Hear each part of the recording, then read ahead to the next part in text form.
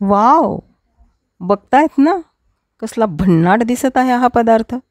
चला तर मग सविता किचन क्वीनमध्ये आज आपण भरपूर लेअर असलेली खुसखुशीत अशी मखमल पुरी करणार आहोत. ही पुरी तुम्ही कोणत्याही सणाला आणि कधीही करू शकता. पाहुण्यांसाठी मेजवानी म्हणून खूपच सुंदर पदार्थ आहे. ही पुरी करण्यासाठी आपल्याला 1 कप मैदा घ्यायचा आहे. तुम्ही वाटीने देखील हे प्रमाण घेऊ शकता. आणि 2 चमचे बारीक रवा घालायचा आहे. पाव चमचा मिल्क पावडर घालायची आहे. अगदी 2 चिमूट मीठ घालायचं आहे. आणि कडकडीत 2 चमचे साजूक तुपाचं मोहन घालायचं आहे. हे व्यवस्थित मिक्स करून घ्यायचं आहे. मिल्क पावडर घालायची नसेल तर तुम्ही हे पूर्ण दुधात मळू शकता, त्याने देखील चव खूप छान लागते. हे पीठ आपल्याला जास्त घट्ट किंवा जास्त पातळ मळायचं नाही. पोळीला पीठ मळतो त्यापेक्षा थोडेसे घट्ट मळायचे आहे.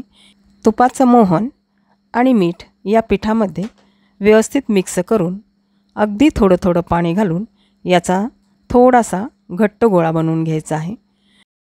यामध्ये रवा असल्यामुळे याला 1 तास भिजू द्यायचे आहे. या पुरीसाठी पाक करून घेणार आहोत. 1 कप साखर, अर्धा कप पाणी, 2 ते 3 विलायची घालत आहे. तुम्ही विलायचीची पूड घातली तरीही चालेल. याचा आपल्याला 1 तारी पाक करून घ्यायचा आहे. पाक हा जास्त घट्ट करू नका किंवा पातळ करू नका. जर पाक पातळ झाला तर पुऱ्या लूज पडतात किंवा मऊ होतात. या पुरीसाठी आपल्याला साठा बनवायचा आहे. त्यासाठी एका वाटीमध्ये 2 चमचे साजूक तूप, 2 चमचे कॉर्नफ्लॉवर घालायचं आहे. कॉर्नफ्लॉवर नसेल तर मैदा घातला तरीही चालेल. आणि हे असे फेटून घ्यायचे आहे. क्रीमी टेक्स्चर येऊपर्यंत आपल्याला फेटून घ्यायचं आहे. मैदा पुन्हा चांगला मळून घ्यायचा आहे. याचे मी 3 समान गोळे करत आहे. आणि चपातीला उंडे बनवतो तसे याचे उंडे बनवायचे आहेत. एका गोळ्यामध्ये आपल्याला थोडासा केशरी रंग घालायचा आहे. तुम्ही कुठलाही रंग घालू शकता किंवा नाही घातला तरीही चालतो. आणि तो केशरी कलर यामध्ये व्यवस्थित मिक्स करून घ्यायचा आहे. अशा पद्धतीने याच्यामध्ये आपल्याला हा रंग मिक्स करून घ्यायचा आहे. सुरुवातीला आपण केशरी रंगाची पोळी लाटून घेऊयात. पोळी चांगली पातळ लाटून घ्यायची आहे. आणि नंतर पांढऱ्या रंगाची पोळी लाटून घ्यायची आहे. ती देखील पातळच लाटायची आहे. अशा पद्धतीने आपण दोन्हीही पांढऱ्या रंगाच्या पोळ्या लाटून घेणार आहोत. सुरुवातीला पांढऱ्या रंगाची पोळी ठेवायची आहे आणि त्याला हा साठा व्यवस्थित लावून घ्यायचा आहे. साठा चांगल्या पद्धतीने लावा. त्यावर केशरी रंगाची पोळी ठेवायची आहे. आणि या पोळीला देखील अशाच पद्धतीने साठा लावून घ्यायचा आहे. साठा लावल्यामुळे पुरीला लेअर किंवा पापुद्री सुटतात.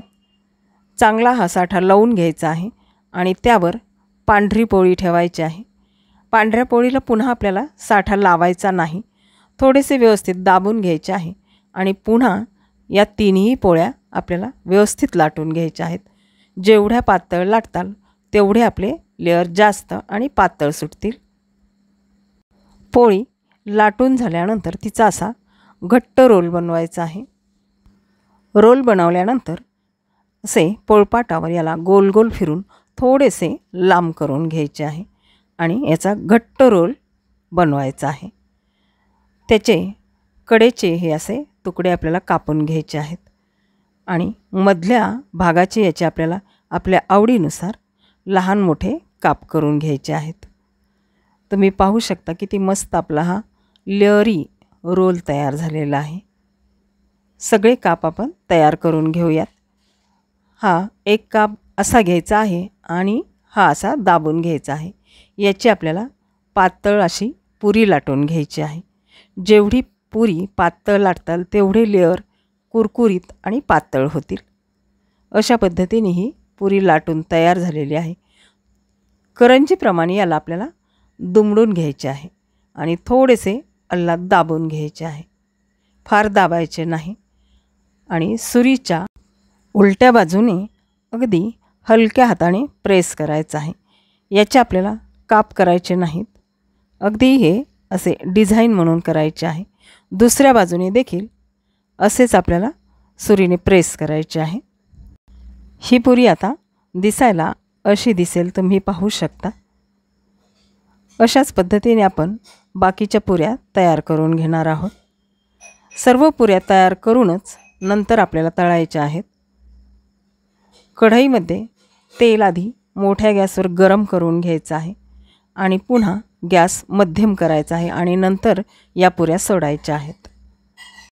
मोठ्या गॅसवर तळल्या तर त्याला बबल येतात आणि त्या पुऱ्या दिसायला चांगल्या दिसत नाहीत आणि त्या फुटतात देखील. मध्यम आचेवर ह्या मस्तपैकी अशा खुसखुशीत अशा पुऱ्या ह्या तळून घ्यायच्या आहेत. त्याचे लेअर असे सुंदर पडतात. इथे आपल्या पुऱ्या तळून तयार झालेल्या आहेत. सर्व पुऱ्या आपण तळून घ्यायच्या आहेत. पाक पुन्हा आपल्याला थोडासा गरम करायचा आहे आणि या पाकामध्ये 2-2, 3-3 टाकून 2 ते 3 वेळेस असं खालीवर करून किंवा बाजू पलटून ही पुरी आपल्याला पाकात बुडवून घ्यायची आहे. पुरी पाकात टाकल्यानंतर बाजू पलटत 1 मिनिटे तरी पाकात राहू द्यावी, म्हणजे पुरीमध्ये पाक चांगला मुरेल. ताटलीमध्ये पुऱ्या काढून ताट थोडेसे असे तिरके ठेवावे, म्हणजे जास्तीचा पाक हा निथळून ताटलीच्या खालच्या साईडला येईल आणि पुऱ्या मस्त अशा कडक किंवा क्रिस्पी होतील. तुम्ही ताटलीऐवजी चाळणीवर देखील या पुऱ्या काढून घेऊ शकता आणि निथळू शकता.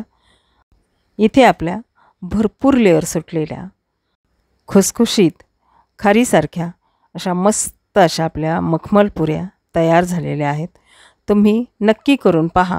धन्यवाद.